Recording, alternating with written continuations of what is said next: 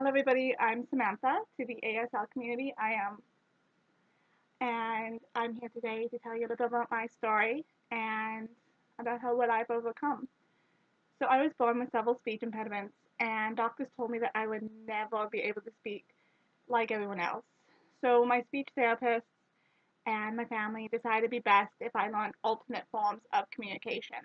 These being a picture book, which would be a thick binder that I would flip through to point at photos to communicate, as well as ASL, American Sign Language.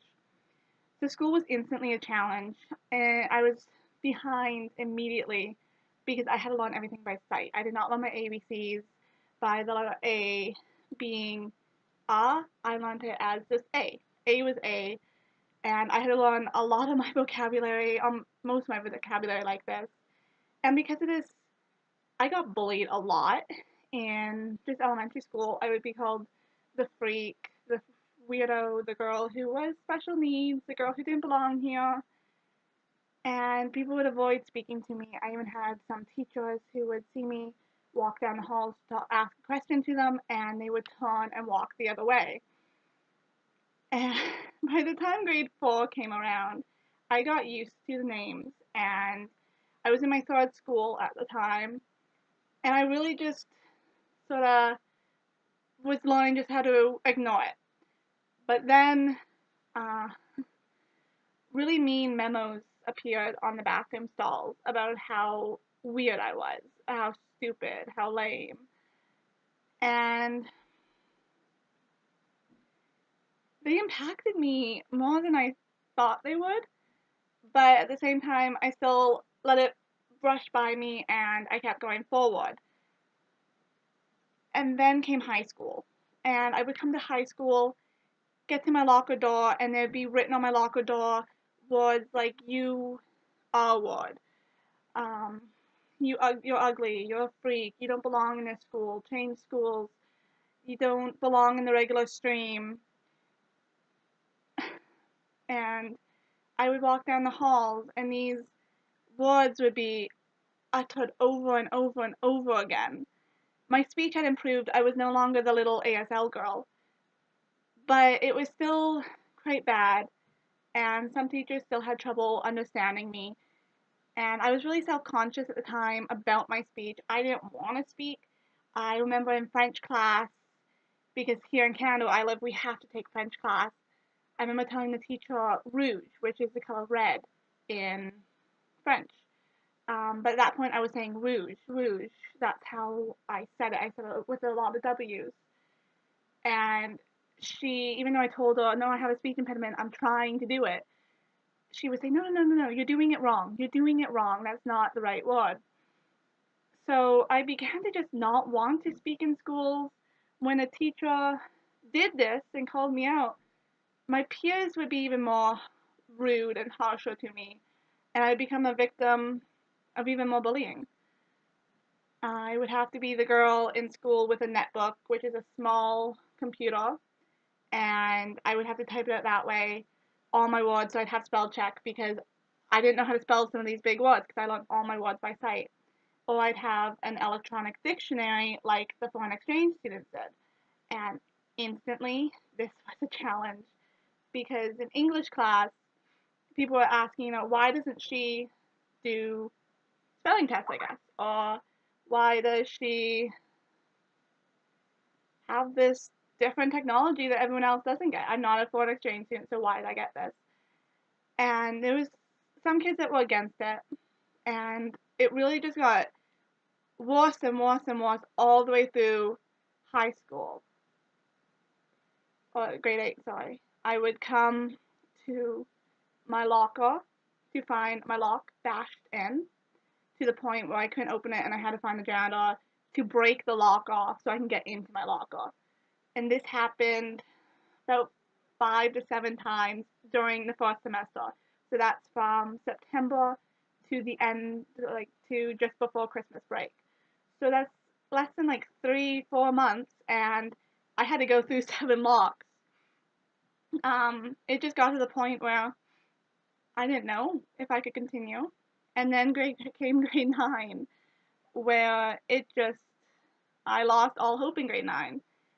I had a band teacher who would not let me be part of the class. She would have me sit in a small room, the equivalent to a broom closet, and I would be in this room all by myself with a piano. And I would have to learn flute, which was my band instrument of choice, by a book.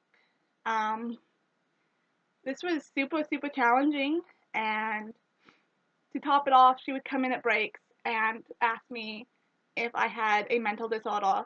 She told me that I should get myself checked, that I don't belong in these regular classes, that maybe I just wasn't a artsy kid. She wouldn't let me play with the class. She wouldn't let me go to out of school performances. I ended up begging my mom over and over again to let me stay home. And the days when I did stay home were the only days that I felt comfortable. The days that I didn't have band class, I dreaded the next day because it was always tomorrow I have band class or today I have band class. There was no day that was free of the bullying. And this teacher she wrote on my report card to my parents, my parents helped me a lot, but they could only do so much in this school because they weren't there 24/7, or they weren't there at school. So she wrote in my report card to my parents, asking them to have me checked for mental disorders. And it broke my heart, the idea that someone of such authority could do that and could be like that. I began to look into dropping out of school and begin homeschooling or any other solution. I was looking into transferring to other schools. I was looking into everything I could. And then a then I phoned Kids Help Phone, which is a Canadian hotline for bullying, and they helped me a lot. They actually helped me. Um, what she was doing to me actually turned out to be illegal, so they helped me figure out ways that I can end it. Though it never really ended to the point I was able to tell the principal, which we already had told, but the principal didn't want to do anything. We were able to tell him that what was happening, and finally I finished the class. But also in that year, this one teacher, and I was still being bullied by other peers. So this one teacher, he heard by a group of grade 12 girls was talking about what they were going to do because they heard about what I was going through, and they wanted to help me. So this teacher, who I did not know at the time, and he did not know me, heard about what was happening and phoned my mom, and he explained how he was not going to let it continue happening to me. He was the first one out of my family that actually cared about what was happening to me. That teacher ended up actually being a French teacher, oddly enough, if you remember back when I couldn't pronounce rouge. And I ended up having him until grade 12, and it truly felt like I could always go to him when there was bullying. And he did not care about my speech impediment. He didn't look at me as the girl who was hopeless or the girl who had a speech impediment. He looked at me just as the girl who maybe sounded a little bit different.